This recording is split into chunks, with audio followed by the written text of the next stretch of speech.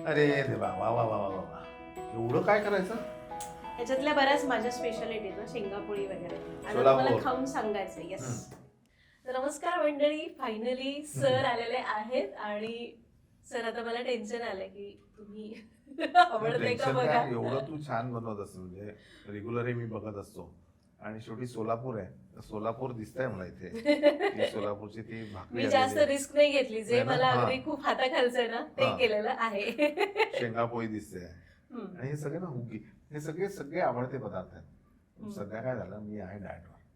Sir diet वर आहेत पण सगळं टेस्ट करणार आहे. सगळं टेस्ट करणार आहे. हा, पण तेलकट काहीच नाहीये याच्यामध्ये नाही, की हे जे बघ. तुम्ही खाऊ शकत नाही. डाएट वगैरे असताना तरी मी तेलकट खात नाही, मी मीठ खात नाही, मी अशातला नाही डाएट आपला. आपली कमी खायचं, बरं, आपल्या अवकाळीत खायचं, मस्त सकाळी 2 तास हे व्यायाम खूप करायचा. आवडलं आपल्या अवकाळीत खायचं. छान छान. 2 तास व्यायाम करायचा. आणि मी गेल्या 4-5 वर्षात 4-5 महिन्यात हम्म. 12 किलो कमी केला. हो, चला मला पण प्लॅन पाठवा तुमचा. हो, भरपूर लोकांना, म्हणजे कित्येक लोक म्हणत असतात तुमचा प्लॅन, म्हणलं पूर्ण अजून 10 किलो अजून टार्गेट आहे. हा. ते झालं मग पाठव. मस्त. आणि खरं तर आता आम्ही इथंच सुरुवात केली, पण त्याच्या आधी सर आले, आमच्या खूप गप्पा झाल्या, सगळ्या टीमशी ओळख झाली आणि आता आम्ही सुरुवात करणार आहोत. मी केली. सरांकडनं पण आता मला काहीतरी छान, डाएट बद्दल आम्ही एवढ्या वेळात बोललोच नाही, फक्त खाण्याबद्दलच बोलत होतो. आता खाताना डाएट बद्दल बोलतोय. सुरुवात केली सरांनी, मी आता सांगणार नाही सुरुवात करा हे म्हणून. खूप छान झालं खांडवी. हा, मी वडी सुरळी करण्यापेक्षा म्हटलं आपलं बाईट्स करूया आणि ते बरं पडतं ना चोचलून खायला वडीपेक्षा. नवऱ्याला काय आवडतं तू बनवलेलं? माझ्या नवऱ्याला मी बनवलेला ढोकळा आवडतो बर. आणि नॉनव्हेज. मी नॉनव्हेज प्रेमी नाही. तुम्ही नॉनव्हेज खात नाही मला माहिती. खाते नाही, आता बनवणंही कमी केला. हम्म. पण गंमत अशी आहे की माझं एक पुस्तक नॉनव्हेजचं, त्याचं नाव काय सांगतो, त्याच्या 8 आवृत्त्या निघाल्या. झणझणीत मांसाहार म्हणून चालत असतं काही. माझ्याकडे तुमची बरीच पुस्तकं आहेत, तुम्हाला समोर दिसतही असतील तिकडे, पण नॉनव्हेजचं पुस्तक मला नाही माहितीये तुमचं. मी पाठवतो. पण तू नॉनव्हेज छान करते, फिश तुझ्याकडला छान होतो असं. त्या गौरवची एक भाची अमेरिकेत असते, ती सांगत होती. आणि तिला जेव्हा समजलं की मी इकडे येतोय, तर ती म्हणे तुमचा फोटो काढून मला पाठवा. खूप छान वाटलं, कारण तुमचे म्हणजे आता तुम्ही तर एवढे मोठे शेफ आहात. खरं तर मी पण तुमच्याकडनं खूप काही शिकले. जेव्हा युट्यूबही नव्हतं तेव्हा शिकण्याचं एकच माध्यम पुस्तकं किंवा टीव्ही बघा. त्याच्यामध्ये दुपारी शो लागायचे, मी तुम्हाला खूप खूप खूप फॉलो करायचे. कारण काहीच नव्हतं, आई जवळ नसायची लग्न झाल्यानंतर. बेसिक बेसिक जे आता तुम्ही खाताय ते आईने शिकवलेलं आहे. पण असं काही वेगळं शिकायचंय, जसं की रेस्टॉरंट मध्ये आपण खातो, तर मग विष्णू सर तुमचा मेजवानी कार्यक्रम यायचा तेव्हा. मेजवानी सुरू झाली 2003 पासून, तर 2014-15-16 पर्यंत सुरू होती. एवढे वर्ष मी केलं मेजवानी. मग कंटाळा आला सतत, पण खूप मजा आली. 4000 एपिसोड झाले. पण कितीही कंटाळा तरी आपल्या मुख्य जे आवडतं काम आहे ना, त्याच्यामधून आपण नाही वेगळे होऊ शकत. कुठे ना कुठे तरी आपल्याला तेच करायचं असतं, हो ना? मला तर हे इन एनी फॉर्म करावंच लागतं. पण मी म्हणतो की फूड हा जरी एक सब्जेक्ट असला तरी त्याच्या ब्रांचेस एवढ्या आहेत की एक ब्रांच दुसऱ्या ब्रांचशी कुठेही कम्पेअर होत नाही. म्हणजे रेस्टॉरंटचं जे जेवण आहे ते आमच्या टेलिव्हिजनवर जे दाखवतो त्याच्याशी कम्पेअर होत नाही. भोजनालय असेल ते कुठे रेस्टॉरंटच्या रेसिपीजशी कम्पेअर होत नाही.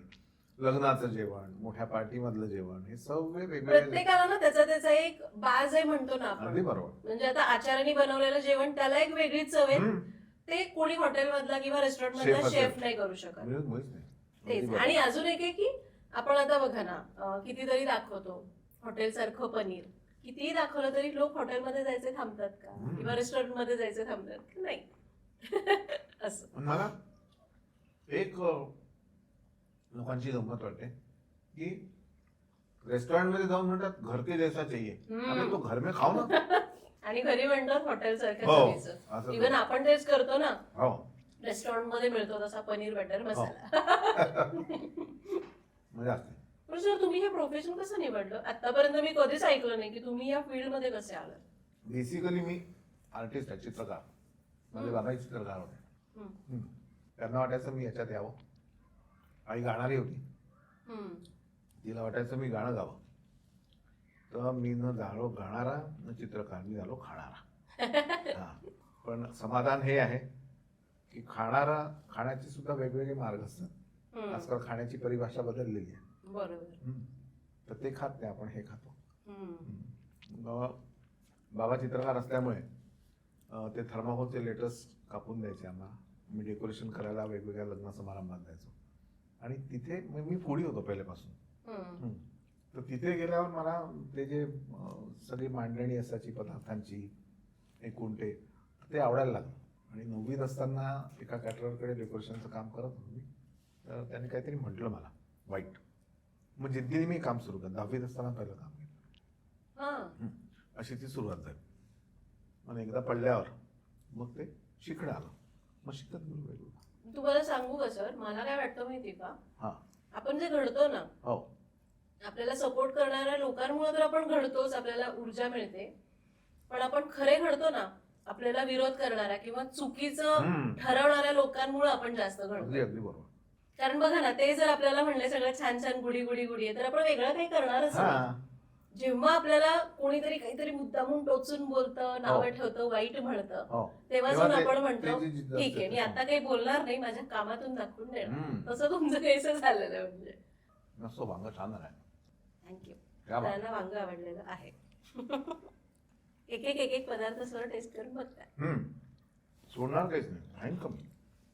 त्यातला एकही पदार्थ मी बाहेरून आणलेला नाही. ते लक्षात येत आहे. पण एक आहे, आपण कोणाकडे गेलो असताना बाहेरून आलेलं लक्षात येतं आपल्या. बरोबर? जरा वेगळं दिसतं ना ते. 100%. आणि खोटं बोलतात तेही दिसतं. किंवा बाहेरचा नाही, घरचा हिनीच केला, ती लगेच पाहते हा हा मीच केला, असं जे काय असतं ना. मग आता तुमच्या घरात कोणाकोणा काय काय आवडतं? किती जण आहे?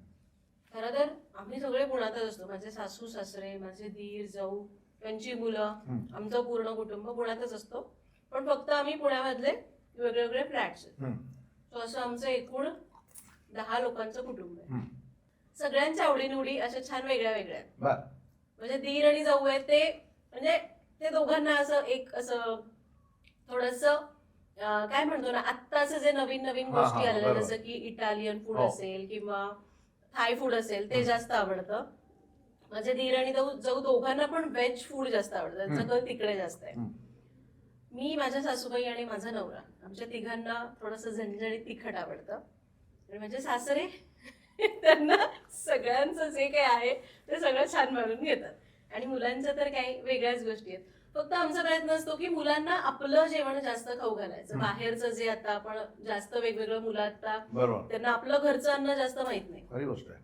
आमचा प्रयत्न तोच असतो की मुलांना आपले पदार्थ जास्त समजले खायला पाहिजे. पाहिजे. मुलं किती आहेत? मला 2, मनस्वी 5 वर्षांची आहे आणि माझा मोठा मुलगा तो 12 वर्षांचा आहे. बढिया. तो सगळं खातो. अच्छा. आम्ही अंडमानमध्ये होतो, तिथं काही बाहेरचं जेवण फार मिळायचं नाही. त्यामुळे त्याला बऱ्यापैकी घरच्या जेवणाची सवय लागली. बरोबर. त्यामुळे ती एक जमेची बाजू आहे त्याच्या बाबतीत. आणि तेव्हा हे कळलं की मुलांच्या समोरच नसेल तर मुलं खाणारच कशी अगदी बरोबर. बाहेरचं जेवण. हा, आम्ही घरात 15-16 लोक आहे होतो. आता कमी झाले आहे. आई बाबा गेले. म्हणजे आम्ही पहिलेपासून त्यांच्याजवळच राहतो, जॉईंट फॅमिली. आणि मुलं आता मला एक मुलगा आहे, तो आदिनाथ. मधल्या भावाला 2 मुली, त्या लंडनला असतात. दुसऱ्या भावाला एक मुलगा, तो स्टँडअप कॉमेडी मुंबईला करतो. असं सगळं ते हे झालं. प्रत्येकाचं वेगळंच आहे ना फील्ड. हो. तुम्ही शेफ आहात, हो. कोणी स्टँडअप कॉमेडी करतात, हो. म्हणजे वेगळेच एकदमच. म्हणजे मनाने जरी एकत्र असला तरी प्रत्येकाची आवड निवड खूपच वेगळी आहे. पण आमच्या घरी मजा येते. एका वेळी 50-60 लोक राहू शकतील, एवढं मोठं घर आहे मस्त. आणि सतत लग्नाळू वातावरण असतं घरात. हा, मग आमचे जुने गार्ड काका, ड्रायव्हर काका, जे आता नोकरी करत नाही, तेही येऊन बसतात. जेवण त्यांच्यासाठी किती होतं. छान. हो, अशी मजा आहे. आणि हे सगळं टिकवून ठेवणं अवघड आहे. ती घरातला एक कोणीतरी पाहिजे त्या सगळ्यांना असं बांधून ठेवणारा. आता आपण एखादं काही चालू केलं, 4 एम्प्लॉई हायर केले तर 4 महिने टिकतील की नाही आपल्याला टेन्शन असतं. बरोबर. आणि तुमचे जुने काही असे लोक आहेत जे खूप आधीपासून जोडले गेले, ते अजूनही येतात गप्पा मारण्यासाठी, कारण त्यांना तुमच्या इथं कम्फर्ट वाटतं म्हणून. अगदी बरोबर. लोणचं छान आहे, कोणी सासवणी आता हो. आवळ्याचं लोणचं केलेलं आहे. बहुत बढिया, बहुत बढिया. तुम्हाला सांगतो मी मेनू काय काय माहिती का. साधारण भात तूप आहे, त्याच्यानंतर गव्हाची खीर आहे, देन भाकर आहे, पोळी आहे, वांग तर मी फस्त केलं, अळूचं फतफद किंवा आम्ही पातळ भाजी म्हणतो, पालकाची पातळ, अळूची पातळ भाजी, बढिया. आणि ते बाईट्स छोटे छोटे चोळीचे बाईट्स. तोंडाला पाणी सुटलंय, सुटू द्या. रेसिपीज बघा, घरी बनवा आणि मला पण बनवा. सर खरं सांगू का, जेव्हा सरांनी मला सांगितलं की मी स्ट्रिक्ट डाएटवर आहे, काल मला मेसेज आला मी 1 ते 4 फ्री आहे आणि मी येतो, पण मी स्ट्रिक्ट डाएटवर आहे. मला काही कळेच ना आता करू काय. नंतर माझ्या लक्षात आलं की हे जे आपण केलंय ना ते फार कमी तेलातलं आहे, चवीलाही चांगलं आहे, सगळं आपण हेल्दीच तर वापरलंय. म्हणजे आता सुरळीच्या ज्या वड्या आहेत त्याच्याच आपण बाईट्स केला, हो, त्याच्यातही फार तेल नसतं. खोबरं वाईट झालं. हा, त्यानंतर अळूचं फतफद, ते सुद्धा त्याच्यात फार असं काही मसाले वगैरे नसतात. गव्हाची खीर, त्यात पण खूप दूध वगैरे काजू बदाम असं फार काही पडत नाही. खारं वांग, तेच काय ते थोडंसं असेल पण त्यातही कांदा नाही, टोमॅटो नाही, काही नाही, काही आपलं साधं सोपं साध्या वाटणातलं वांग आणि बाजरीची भाकरी, बहुत बढिया. साधं वरण केलं. मग लक्षात आलं की हा तर असा मेनू तो डाएटला पण चालेल आणि माझा कम्फर्ट आहे, लहानपणापासून करते आईकडून शिकून. बेसिक जेवण जे आहे ना आपल्याकडं, तर ते एक ते हे आहे डॉक्टर अभय बंग, तर त्यांनी लिहिलेलं आहे माझा साक्षात्कारी हृदयरोग.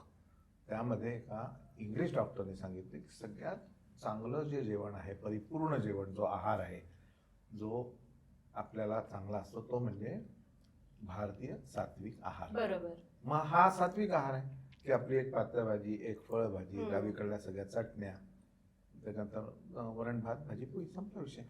सगळं मिळतं आपल्याकडे, सगळं मिळतं. आणि या चटण्या किती सुंदर असतात. म्हणजे चटण्या जरी डाव्या बाजूला असल्या तरी त्या उजव्या असतात, नाही का. हे किती छान, डाव्या बाजूला असलं तरी उजव्या असतात. उजव्याची कमतरता त्या भरून काढणार. म्हणून वाढण्याचं जे महत्व आहे ना, ताट वाढतो आपण. तर मराठीमध्ये जे कुठेही मीठ वगैरे असं नाही, मीठ दूर असतो, कारण ते मीठ अचानक तुमच्या जेवणात नको मिसायला. बरोबर. म्हणून ते मध्ये असतं की ते घ्यायला तुम्हाला कष्ट पडतात तिथे जायला. म्हणजे मी पण हे ऐकलंय, कुठल्या तरी पुस्तकातच वाचलंय की ज्या गोष्टी कमी खाव्यात त्या मुद्दामहून डावीकडे ठेवायच्या, कारण घेताना आपण लांब जातो आणि ते आपोआपच कमी घेतलं नाही. कसा त्या उजवीकडनं आपल्या सवय अशी असते, इथे समजा मीठ असेल, इथे चटणी असेल, ते पटकन अन्नइंद्रिय जाऊ शकतं ना, म्हणून ते असं आहे. म्हणून ते डावा आहे तरी उजवा आहे, अशी गंमत असते. छान आहे ना, किती विचारपूर्वक. ताट सुद्धा वाढायचंय, पान वाढायचंय, तर किती विचारपूर्वक सांगितलं सगळं. आता हे ताट बघून गजानन महाराजांचं एक कवन लिहिलं आहे प्रोफेसर देशपांडेने. देशपांडे हे अकोल्याचे आहेत. 32 पदार्थांचं वर्णन आहे आणि ते वर्णन त्यांनी कसं केलं की बाबा गजानन महाराज जेवायला येणार असतात एका श्रीमंत माणसाकडे, तर तो काय बनवेल याची कल्पना त्यांनी केली आणि एका पदार्थाचा शेवट तर दुसऱ्याची सुरुवात, अशी ती कडी आहे. जर एक पदार्थ तुमचा चुकला नाव घेताना तर पुढचं सगळं कोलॅप्स होतं. भक्तिमय रांगोळी रेखून त्यात मांडले पात्रा फुले, चला भोजनासाठी देवा पहा सर्व हो झाले भुकेले. शुभ्र सुवासिक गरम भात न त्यावर साधे वरण तुरीचे, शुद्ध तुपाची धार त्यावरी पात्र घमघमे पकवान नाचे. अहो रसाळ शाखा, रसाळ शाखा तशी कोशिंबीर चटणी लिंबू आणि लोणचे, पातळ भाजीच्या वाडीवर तिखट कडवले पळीभरवरचे. रुचकर पापड तशा कुरड्या, गरम भजी अन बडे कुरकुरीत, चटकदार पंचामृत पात्री भुरक्यासाठी कढी चुरचुरीत. मौसूत काठासह त्या पोळ्या गोल झुरझुरीत श्यामाकल्या, पुऱ्या तोळणी गव्हारव्याच्या गरम गरम रुचीदार काढल्या. बदाम काजू घालून केला तुम्हा आवडता शिरा नित्य जो, चंदू मुकिनाचे कानोले कवराचा नैवेद्य सत्य जो. तेज चुलीवर खरपूस भाजून तुम्हा प्रियती केली भाकरी, अंबाडीची भाजी आणि उनपिठल्याची असे तयारी. अहो रसाळ थोडी, रसाळ थोडी रंग रसवरी जिलबी आग्रह करून वाळली, किंवा रसिले गुलाब जामुन अथवा फेणी दुधात मुरली. कच्ची मेथी, मुळा पांढरा, बीट गाजराच्या बहुचकत्या, थंड काकडी, हिरवी मिरची, चिरला आंबा तुमच्या करता. नीट शिजविल्या खिचडी सोबत लाल वाळल्या तळल्या मिरच्या, गोड करून ह्या जशा घेतल्या हुलग्या देवा विदुरागडच्या. जिरे फोडणीच्या ताकासह हवे दही का तसे मलाई, पुलाव आहे मागे अजूनी नको जेवताना हो घाई. मधुर निरामय थंडगार माठामधले पिण्याचं पाणी, वाळा घालून सुवासले जे तुम्हा प्यावयात पेल्या मधुनी. हाना आग्रह ही तर इच्छा रामासाठी समाराधना, विडा दक्षिणा स्वीकारावी ही साऱ्यांची असे प्रार्थना. अहो अन्न ब्रह्म हे तुम्ही म्हणाले, म्हणून ही ब्रह्म्याचे पूजन. गजानना हो गरीबागरचे आज करावे यथेच भोजन. असं ते गंमत किती आहे. छान आहे. मला माहितीच नव्हतं हे असं काही कवन सुद्धा आहे. आणि सगळं म्हणजे हे जर आपलं पाठ असेल ना, आपल्याला विसरणारच नाही की आपल्याला जेवणाच्या पानामध्ये खरं तर कसं कसं कॉम्बिनेशन ठेवलं पाहिजे. आजकाल रोजचा स्वयंपाक करताना सुद्धा आपल्याला सुचत नाही की काय कसं कसं काय काय करू, पण एवढ्याशा कवनामध्ये किती पदार्थ दडले. खूपच किती छान. आणि सगळं अगदी व्यवस्थित ओळीने अनुक्रमे सांगितलं गेलं की अनुक्रमे. कसं आपण खातो, कुठल्या पदार्थ एकत्र ठेवले पाहिजेत, शेवट कशाने झाला पाहिजे, हे सगळं छान सांगितलं. आमच्या इथे विदर्भामध्ये वाळ्याचं पाणी म्हणजे वाळा घालून सुवासिले जे तुम्हा प्यावया हो. पेल्या, तर वाळा घालून ठेवायचे माठामध्ये, जेवतात म्हणजे उन्हाळ्यामध्ये, तर त्याचा वाळ्याचा सुवास जो आहे तो पाण्याला लागायचा. एकदा तो आता आमच्या याला वर्ल्ड रेकॉर्ड जेव्हा आम्ही करतो, मला यायचंय. मी हा. बघते लाईव्ह असतात तुमचे वर्ल्ड रेकॉर्डचे, खूप मला मजा तुम्ही व्हिडिओ पण पोस्ट करता. असं वाटतं की आपण पण तिथं जावं आणि थोडीशी असं काहीतरी टाकण्यापुरती तरी मदत व्हावी. नाही, नक्की नक्की या. आणि तुम्ही आतापर्यंत किती वर्ल्ड रेकॉर्ड केले सर? 31 world record. मी तर तुमचा पाहिला होता. आता तुम्ही काहीतरी मसाले भात तर केलाच होता, खिचडी केलेली ऐकलीये मी. वांग्याचं भरीत केलं मी जळगावला जाऊन, हा, हा. 4,500 किलो 5 फूट बाय 5 फुटाचा पराठा केला, हम्म. पुरणाची पोळी केली 5 फुटाची, 5 फुटाची 5 पुरणाची फुटाची. पोळी, हे हा. मला नव्हतं माहिती. तू खूप आधी केली, हा. 2-3 साली वगैरे. त्यानंतर खिचडी, ते कसं केली? मोठा 5 तवा फूट आहे, म्हणजे खूप मोठी होते ना म्हणजे तव्यावर. बरं, भाजण्याचं नाही, मला आधी लाटण्याचं कसं ते प्रश्न पडला. आणि मग तुम्ही तवा म्हटल्यावर असा प्रश्न पडला की ती उलटायची कशी? हा, तर ते सगळे म्हणजे सगळीकडे चॅलेंजेस खूप होते. हा. पहिले तर ते पुरण भरण्यापासून त्याच्यात म्हणजे पुरणात वॉटर कंटेंट्स किती असावे, त्याचं वजन किती असावं, पुण्याचं साखर कशी घालावी, साखर कमीत कमी साखर अगदी त्याच्यामध्ये वापरायची म्हणजे ते जड होत नाही, कारण ती बरोबर. पोळी उचलायला सोपी पडायला पाहिजे. मग ती पोळी लाटून ती फोल्ड करून ती त्या तव्यावर जाणं, मग पुन्हा तिला पॅचअप करणं, आणि ते बरोबर. झाल्यावर तिला टर्न करणं टर्न करणं, तेच मी म्हणते, उलटणार कशी तिला हा, आपण? ते एक तर याला एक तर सगळ्यांना प्रॅक्टिस लागते. मी जवळपास 15-20 दिवस प्रॅक्टिस करत होतो, बरीच कणिक वाया गेली. हा, पण त्याच्यानंतर कसं की एक वेळ झाल्यानंतर त्या याच्याखाली 4 mm चा प्लाय मी घालायचो की पोळी सेफ होऊन जाते आपली खालून. मग तेवढाच प्लायचा तुकडा दुसरा वर ठेवायचा, त्याला क्रॉस बाइंडिंग करायचं आणि टर्न करायचं. सोपं समजा, पण ते कसं सोपं नाहीये, नाही का? अवघड आहे. हा. तुम्हाला सोपं वाटते कारण एवढे वर्ल्ड रेकॉर्ड केले तुम्ही म्हणून.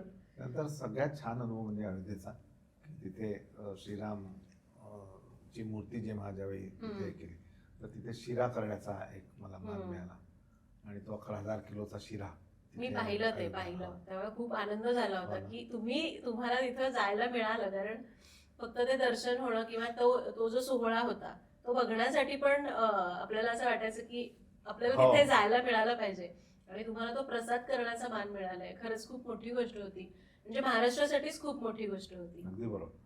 आणि प्राऊड फील कधी व्हायचं की भारताच्या नकाशात दाखवायचे, इथून अयोध्येला ते गेलं, तिथून ते गेलं. तर नागपूरचं काय कॉन्ट्रीब्युशन, हा. नागपुरातून लाडू गेले, नागपुरातून हलवा गेला, नागपुरातून विष्णू गेला, असं जे बरोबर. होतं. किती छान ना, खूपच त्यात आहे. तेवढंच जरी ऐकायला पण किती छान वाटतं. हो, आणि खूप मजा आली. म्हणजे वेगळंच एक त्याच्यामध्ये एक हे होता अनुभव. आणि जिथे माणूस शिरायला जागा नाही अशा ठिकाणी आमची कढई गेली, 15 फूट बाय 15 फुटाची कढई, 6.5 फूट हाईट कढईची, हा, आणि त्याच्यामध्ये तो हलवा. क्या बात आहे. किती मस्त हो. ना. म्हणजे आताही ती आठवण आल्यावर असं छान वाटतं. नाही, मी ऐकलं होतं तेव्हा पण खूप छान वाटलं होतं मला तेव्हा. तरी बहुतेक आपण कॉन्टॅक्ट मध्ये नव्हतो, हा. आणि मी आपल्या कनेक्ट मध्ये अनुराधा मावशी आहेत, बरोबर. त्यांच्यामुळे खरं तर आपण भेट एकमेकांच्या झाली. कनेक्ट मध्ये आलो. तर त्यांनी मला सांगितलं होतं की हे सगळं, मी म्हणलं माझा मेसेज सरांपर्यंत पोहोचवा, की खूप छान वाटलं की ज्यांना आपण एवढ्या वर्षापासून फॉलो करतोय आणि त्यांच्यामुळे आपल्या महाराष्ट्राचं नाव होणार आहे तिथे. छान वाटलं. आणि पुरणपोळीवरनं अजून एक आठवलं, पुरणपोळीच्या बाबतीत तुमचं काय मत आहे?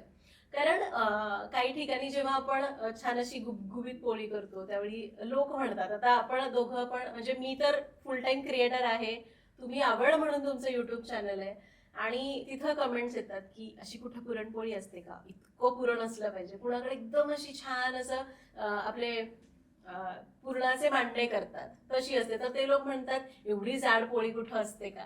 So तुम्हाला काय वाटतं पुरणपोळीबद्दल? कसं असतं की जी पहिल्यांदा आपण खातो त्याची हा. सवय आपल्याला लागते आणि ती छान असते. बरोबर. पहिल्यांदा जेवण आपण जेव्हा जेवतो, कोण खाऊ घालतं आपल्याला? आई. हम्म. तर ते जेवण कसंही असो, त्याच्यापेक्षा लाख पटीने चांगलं बाजूची काकू बनवत असेल, पण आपल्याला आईच्या हातचं आवडतं. कारण ते पहिला बरोबर. ते मी नेहमी म्हणतो की जगात माझ्या आईसारखं जेवण कोणीही बनवत नाही हम्म. असं आपण म्हणतो. तर परळी पुरणाची पोळी जर मी नागपूरला खात असेल, की ज्या पुरणाच्या पोळीमध्ये 150 ग्रामची साधारण पोळी असते, हम्म. त्यातलं 120 ग्राम पुरण असतं आणि 30 ग्राम कणिक असते. बरोबर. पूर्णच पुरण आतमध्ये असतं. आणि आमच्या इथे रामभाऊ शेवाळकर म्हणायचे की त्या पुरणाच्या पोळीमध्ये असे बोट आणि त्याच्यामध्ये प्रेस तूप करायचे. वाढायचं. आणि ते ज्या गॅप्स असतील तेवढं तूप वाढायचं. आणि हे मी तुमच्या व्हिडिओ मध्येच पाहिलेलं. हा. तेव्हा मी पण म्हणलो होतो अशी पण पुरणपोळी हो. असते, म्हणजे तेव्हा मला असं नाही वाटलं की अशी पुरणपोळी असते का. हा. कारण आमच्याकडे तुम्ही म्हणाल तर भरपूर पुरण असलेल्या पण पातळ पोळ्या असतात, बरोबर. म्हणजे इतकं नाही की 150 आणि 30 ग्राम इतका डिफरन्स नसतो. पण समजा एवढा उंडा आहे तर तितकंच किंवा त्यापेक्षा थोडं जास्त पुरण बरोबर. घेऊन केली जाते. पण त्यावेळी वाटलं होतं की अशी पण पुरणपोळी असते, पण कसं? ती कल्पना मला खूप आवडली की बोटं रुतवायची. तुम्ही ते केलंही हो. होतं व्हिडिओ मध्ये आणि त्याच्यावर ते तूप टाकलं आणि मग ती बोडली. पद्धत सगळ्या प्रत्येक 60-70 किलोमीटर नंतर भाषा बदलते, बरोबर. भूषा बदलते, हम्म. त्याच्यानंतर पदार्थ बदलतात. तर हे पदार्थ बदलत जातात. ते त्यांनी ऍक्सेप्ट करावे. मग तुमचं असं असतं का, हे असं थोडी असतं? अरे तुमचं म्हणजे मापदंड आहे का? नाही, तुमचंही छान आहे, आमचंही छान आहे. हेही खात, तेही खात, तोही चांगली. आता काही जणांना लहानपणी बसलं, कारण आपण म्हणतो ना आपल्या जिभेवरती सवय झालेली असते त्या चवीची, बरोबर. त्यामुळे कुठेतरी ऍक्सेप्ट करायला आपल्याला अवघड जातं. पण बरोबर. मला वाटते की जरी ऍक्सेप्ट नाही करता आलं तरी त्याचा रिस्पेक्ट ठेवला पाहिजे, अगदी बरोबर. ज्याच्या त्याच्या खाद्य संस्कृतीचा अगदी असेल. बरोबर. मग ती पुरणपोळी असेल किंवा मग कोणत्याही प्रकारची खीर असेल, कोणत्याही प्रकारचा तिखट पदार्थ असेल, नॉनव्हेज असेल, जे काही असेल. बरोबर. आणि सर मला वाटतं बरं का की तुम्ही ज्या भागामध्ये राहता ना तिथं जे पिकतं किंवा जे वातावरण असतं त्याप्रमाणे त्या पदार्थाची रचना खरी केली गोष्ट जाते. आहे. तसे तुमचे स्वभाव होतात, नाही का? बरोबर. आणि आपल्या भाषेबद्दल, आपल्या गावाबद्दल, आपल्या पदार्थांबद्दल, आपल्या घरच्या मंडळींबद्दल आपल्याला अभिमान असायलाच पाहिजे. असायला पाहिजे. हा. बरोबर. पण त्याच्यासोबत बाकीच्या खाद्य संस्कृती बद्दल आपल्याला तितकाच आदरही अगदी असायला बरोबर आहे. पाहिजे. ती त्यांची आहे, त्याचाही आदर तुम्ही ठेवा. आता कारण आमचं- ना आजकालची जी मुलं आहेत ना काही हे आमच्याकडे असं असतं, म्हणजे मला ना खास करून जेव्हा मी इंस्टाग्रामवर जाते किंवा एखादा पदार्थ मी जरी नाही पोस्ट केला, कोणीतरी छान काहीतरी टाकलेलं असतं, नवीन काहीतरी आपल्याला बघायला मिळतं, पण तिथे ना तांडव चालू असतं. हो. हे असं कुठं असतं का, आमच्या इकडे येऊन बघा ह्याला म्हणतात, तेव्हा तुम्हाला कळेल की खरं हे काय असतं. ते कुठेतरी वाईट वाटतं की कुठेतरी त्या संस्कृतीचा रिस्पेक्ट नाही ठेवला संस्कृतीचा जात. ती जी व्यक्ती पदार्थ बनवत असते, एक एपिसोड बनवायला 1-1 तास जातो. पण बरोबर. हो. तुम्ही 1 मिनिटात कमेंट टाकून मोकळे होऊन जाता. कमेंट टाकताना सुद्धा तुम्हाला भान असावं लागतं की बाबा हा खरंच वाईट असेल तर तुम्ही काय प्रॉब्लेम नाही, पण वाईट नसताना तुम्ही उगाच खोरून काहीतरी त्याच्यात टाका. मग तुम्ही हे लोक किंवा बनवत मग नाही. तुलना हा, करणं तुलना याच्यामध्ये नाही थोडस करायचं. हे की आमच्या इकडे असं तर मग इकडे तसं काय, हे असं कुठं असतं का वगैरे बरोबर. वगैरे. पण असं काही काही आहे. पण आय लव्ह नागपूर. हा, मला खूप आवडतं माझं नागपूर. आणि मी नेहमी म्हणतो की प्रत्येक शहराला आमच्यासारखे 2 नेते मिळाले पाहिजे, नितीन गडकरी आणि देवेंद्रजी फडणवीस. हे दोघंही फुडी आहेत आणि असे नेते जर प्रत्येक शहरामध्ये असेल तर नागपूर सारखे सगळे शहर सुंदर होते. ऍटलीस्ट रेस्टॉरंट तरी. कारण पुढे म्हटल्यानंतर आता हो. काय. नाही, रेस्टॉरंट सगळीकडे छान. म्हणजे मला पुण्याची खाद्य संस्कृती आवडते, मुंबईची, प्रत्येकाचा वेगळा जॉब. पुण्याची खाद्य संस्कृती आवडते आणि मुख्य म्हणजे मला असं वाटतं ना अख्ख्या महाराष्ट्रामध्ये चोखंदळ जनता कुठे असेल तर ती पुण्यामध्ये. पुण्यात आहे. आणि मला खरंच पुणेकरांचा आदर आहे, कौतुकही आहे की 12 वर्षापूर्वी मी रेस्टॉरंट चालू केलं. 13 वर्ष झाले. कोणी गॉडफादर नव्हता. मला पुण्यात सुरू करायचं बस एवढंच. कारण सांस्कृतिक नगरी आहे. पण आमचं जे रेस्टॉरंट आहे ते थोडंसं ना असं देसी खाना, देसी स्टाईल, बरोबर. संस्कृती जपणार आहे. तर खूप लोक म्हणायचे की बाबा पुण्यात का नाही उघडत, म्हणून ते पुण्यात करायचं होतं. नाही ऍक्च्युली पुण्यातल्या लोकांना आवडतं असं आपलं, म्हणजे आवडलं की ते त्याचा म्हणजे कहर करतात. बरोबर. आणि 12 वर्षापासून पुणेकर मला आदर देत आहेत, प्रेम देत आहेत. आणि सक्सेस कशाला म्हणतात नाही की आम्ही पुण्यात रेस्टॉरंट जेव्हा काढलं तेव्हा आमच्या बाजूला एक क्लब आहे, हार्वेस्ट क्लब नावाचा. विष्णूजी की रसोई हार्वेस्ट क्लबच्या बाजूला.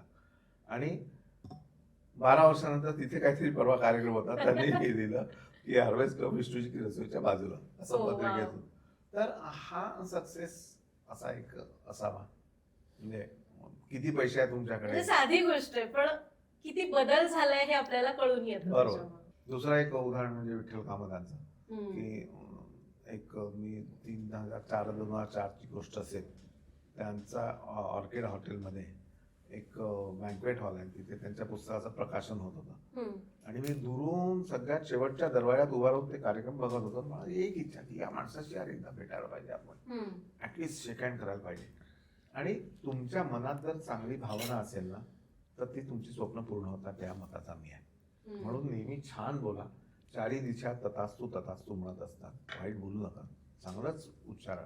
तर 8 वर्षानंतर तेच ऑर्किड हॉटेल, तेच कामत साहेब, पुस्तकाचं प्रकाशन आईवर लिहिलेलं प्रकाशन मी करत होतो. तर हे जे आहे हा सक्सेस आहे. हा, तर तशा टाईपनी वागायला पाहिजे सगळ्यांनी.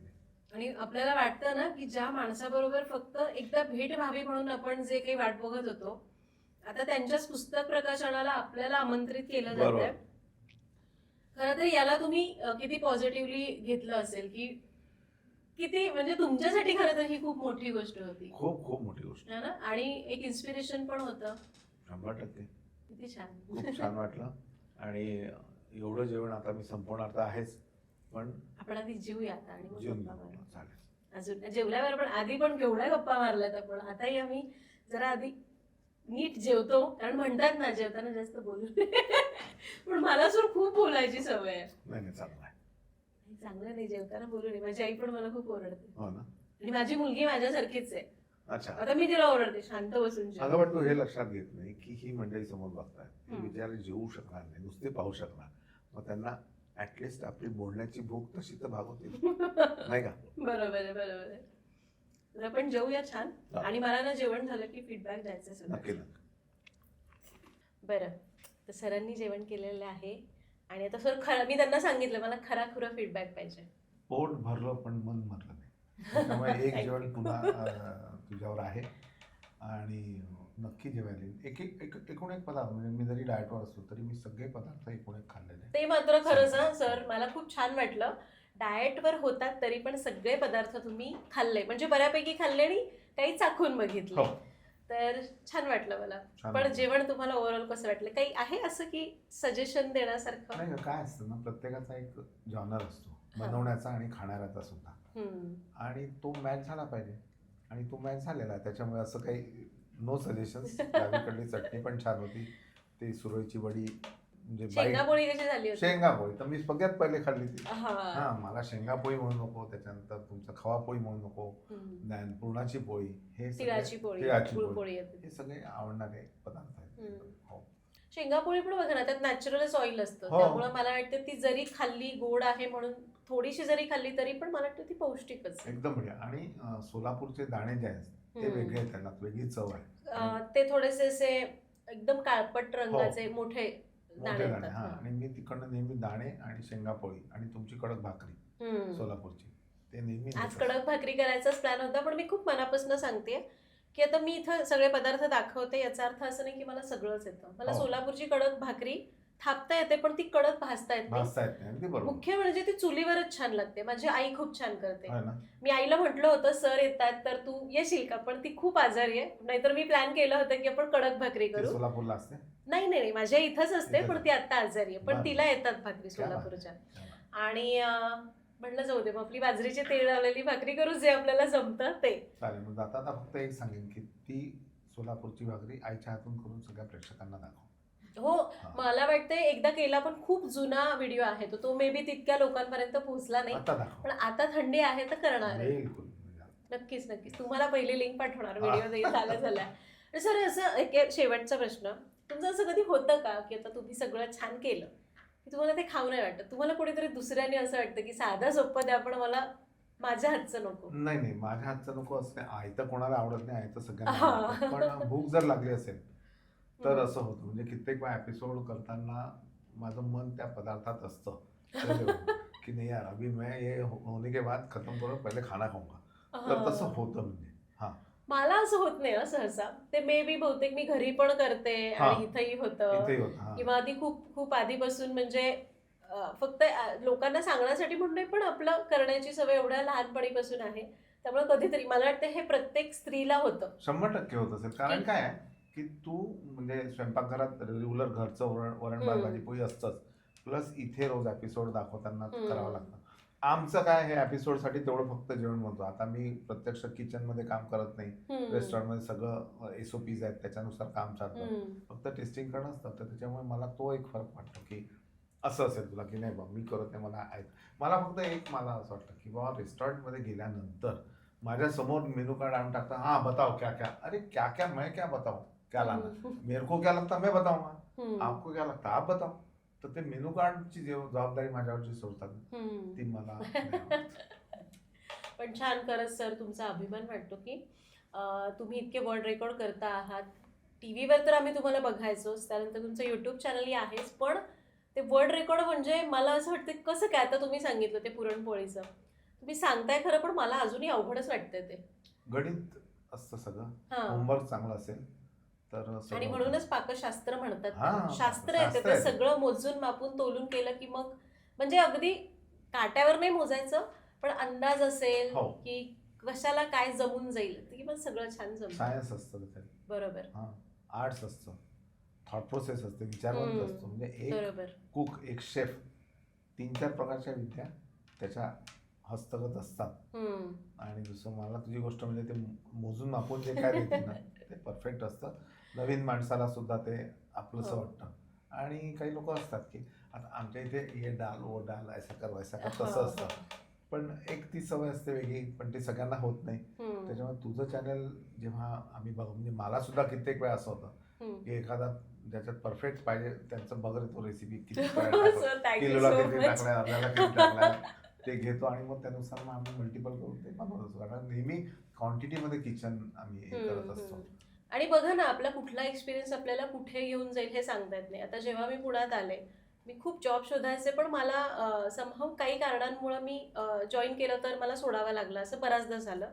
त्यावेळी मी म्हटलं जाऊ दे, आपल्याला जे येतं अजून काही येतं त्यामध्ये पण अजून काही करूया, म्हणून मी ते केटरिंग चालू केलं होतं.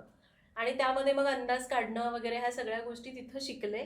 आणि थोड्या दिवसांनी मी बंद केला तो, कारण माझा युट्यूब चॅनलला चांगला रिस्पॉन्स मिळत होता. पण कुठेतरी मला एक असा पॉईंट हवा होता की जिथं मला माझी ओळख तयार करायची आहे. तो पॉईंट मला लॉकडाऊनमध्ये मिळाला आणि ते प्रमाण वगैरे किंवा मोठ्या क्वांटिटीमध्ये करणं, ह्या सगळ्या गोष्टी मी फक्त शेअर केल्या की मला आहे बाबा एक्सपिरियन्स, आपण करू शेअर. आणि ती माझी खरी ओळख तयार झाली. आणि ते म्हणतो ना आपण, कुठलंच काम असतं ना, ते तुम्हाला असं नाही की साधं सोपं आहे, तिथं सक्सेस नाही मिळालं असंच झालं, ती कधी चूक नसते, ती तुम्हाला शिकवण्यासाठी घडलेली घटना असते असं वाटतं. मला वाटतं की ते 3-4 महिने, जे काही 7-8 महिने मी केटरिंग केलं, तो एक्सपिरियन्स मला आता खूप कामी येतो. खूप छान मजा आली. आणि पुन्हा एक जेवण बाकी आहे. ठीक आहे, आता मला यायचं तुमच्याकडे, पण मला विदर्भातलं असं स्पेशल तुमची पोटं रुतलेली पुरणपोळी तशीच पाहिजे. आणि मी सरांना हट्ट करते, म्हणजे असं ते वडीलधार आहेत माझ्यासाठी, पण मी तुमच्याकडे हट्ट करते की तशी पुरणपोळी खायला मी येणार आहे आणि मला ती पाहिजेच.